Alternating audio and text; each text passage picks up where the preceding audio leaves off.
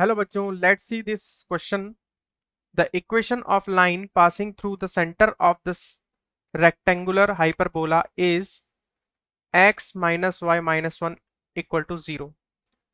If one of its asymptote is 3x minus 4y minus 6 is equal to 0, the equation of other asymptote is, first option is 4x minus 3y plus 17 equal to 0.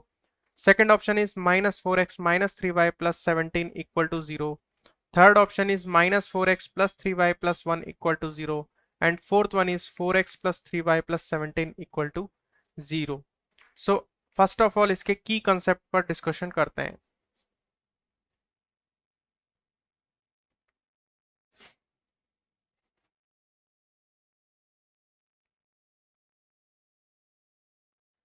यहां पर हमसे बोला गया है कि equation of line passing through the centre of the rectangular hyperbola is this, यानी इस rectangular hyperbola के किसी भी रेक्टेंगुलर हाइपरबोला के सेंटर से पास होने वाली लाइन की इक्वेशन हमें गिवन है और बोला है कि if one of its asymptote is this, ये एक एसिम्प्टोट की इक्वेशन गिवन है 3x minus 4y minus 6 equal to 0। Then हमसे पूछा है equation of other asymptote is, दूसरे एसिम्प्टोट की इक्वेशन क्या होगी। हमें पता है कि अगर मान लो कोई भी रेक्टेंगुलर हाइपरबोला दे दिया जाए तो उसकी एसिम्प्टोट्स हमेशा क्या होती है, एक दूसरे के परपेंडिकुलर होती है। यहाँ पर अगर हम डायग्राम से भी देखें तो मान लेते हैं कि ये दो परपेंडिकुलर लाइंस हैं, तो यही हमारी क्या होगी, एसिम्प्टोट होगी किसी भी रेक्टेंगुलर हाइपरबोला के लिए। तो हम मान लेते हैं कि ये हमारा रेक्टेंगुलर हाइपरबोला है और ये जो है हमारी एसिम्प्टोट है दोनों। फर्स्ट एसिम्प्टोट तो हमें दे रखी है 3x minus 4y minus 6 equal to 0 and other asymptote हमें निकालनी है और हमें ये पता है कि ये दोनों एक दूसरे के परपेंडिकुलर है। तो जहां पर दोनों एसिम्प्टोट एक दूसरे को कट करेगी वही हमारा क्या होगा, सेंटर ऑफ रेक्टेंगुलर हाइपरबोला होगा। और इस सेंटर से पास होने वाली एक लाइन की इक्वेशन हमें गिवन है x minus y minus 1 equal to 0। So हम यहां पर एक दूसरी लाइन क्रिएट कर देते हैं अकॉर्डिंग टू क्वेश्चन। तो यहां पर हम एक दूसरी लाइन क्रिएट कर रहे हैं। मान लीजिए कि ये लाइन है हमारी ये, ये भी हमारी सेंटर से पास हो रही है क्योंकि क्वेश्चन में गिवन है। इसकी इक्वेशन दे रखी है हमें x minus y minus 1 equal to 0। हमें बेसिकली क्या करना है, अदर असिम्प्टोट हमें निकालना है। तो अदर असिम्प्टोट निकालने के लिए हमें पता है कि अगर कोई भी लाइन हमें दे रखी हो तो उसके परपेंडिकुलर लाइन की इक्वेशन क्या होती है, परपेंडिकुलर लाइन की इक्वेशन जो होती है वो होती है हमारी 3x, सॉरी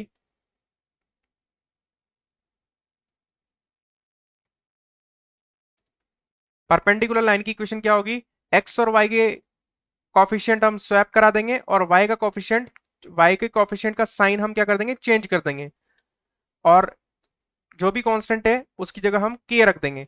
ये हमारा क्या होगा, दूसरे एसिम्प्टोट का इक्वेशन होगा। होगा 4x plus 3y plus k equal to 0। ये हमारा दूसरा एसिम्प्टोट आ गया और यही हमारा क्या होगा, आंसर होगा। अब हमें क्या चाहिए, केवल हमें k की वैल्यू चाहिए। अब k की वैल्यू निकालने के लिए हमें पता है कि ये दोनों एसिम्प्टोट का इंटरसेक्शन पॉइंट से पास होने वाली लाइन हमें दे रखी है। इसका मतलब एक एसिम्प्टोट और ये जो लाइन दे रखी है, इन दोनों लाइन का जो इंटरसेक्शन पॉइंट होगा वो होगा ये सेंटर, और ये किस पर लाई कर रहा है, दूसरे एसिम्प्टोट के ऊपर। तो हम जो भी इंटरसेक्शन पॉइंट आएगा इन दोनों का वो इससे इसको सेटिस्फाई करा देंगे, तो यहां से हमारे पास k की वैल्यू आ जाएगी। इस तरीके से इस कंसेप्ट का यूज करके इसका सॉल्यूशन हम करेंगे। अब आ जाते हैं इसके सॉल्यूशन पर।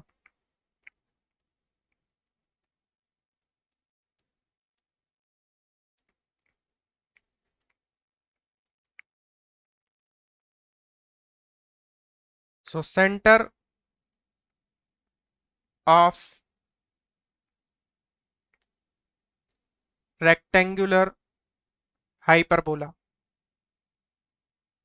सबसे पहले हम क्या फाइंड करेंगे, इस रेक्टेंगुलर हाइपरबोला का सेंटर फाइंड करेंगे। सेंटर फाइंड करेंगे हम, एक तो हमें एसिम्प्टोट दे रखी है और दूसरी हमें लाइन दे रखी है, दोनों को हम सॉल्व कर लेंगे और एक्स वाई की जो भी वैल्यू आएगी वही हमारा क्या होगा, सेंटर होगा।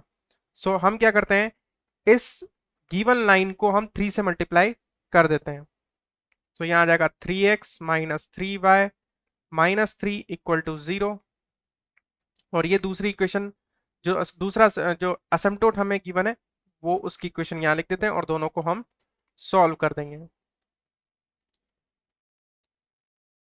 सो सब्ट्रैक्ट कर देंगे दोनों को। सो यहां पर x वाला कट जाएगा और यहां पर कितना आ जाएगा y और plus 3 equal to 0।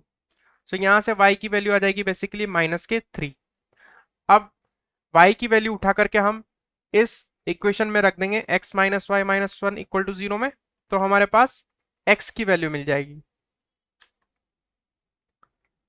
So x minus Y की वैल्यू हमारे पास है माइनस के 3, तो यहां पर प्लस के 3 हो जाएगा, माइनस का 1 इक्वल टू 0। तो यहां आ गया x प्लस 2 इक्वल टू 0। सो यहां x की वैल्यू आ गई हमारे पास -2। सो सेंटर हमारे पास आ गया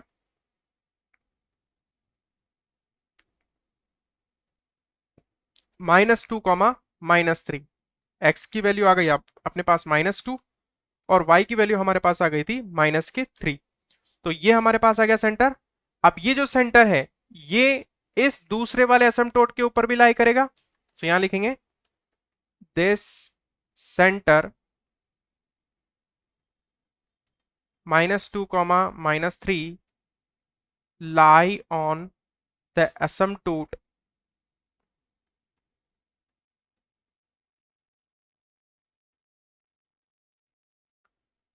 असमटोट जो दूसरा है वो क्या है 4x प्लस 3y प्लस के इक्वल टू 0।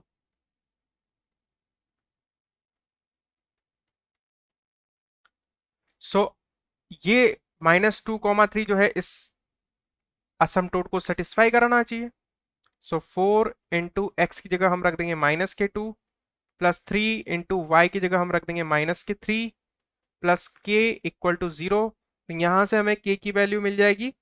तो यहां आ जाएगा -8 -9 प्लस के इक्वल टू 0। सो के की वैल्यू हमारे पास आ जाएगी 17। So other asymptote so other asymptote is क्या हो जाएगा के की वैल्यू हम उठा करके इस asymptote में रख देंगे तो आ जाएगा 4x plus 3y plus 17 equal to 0।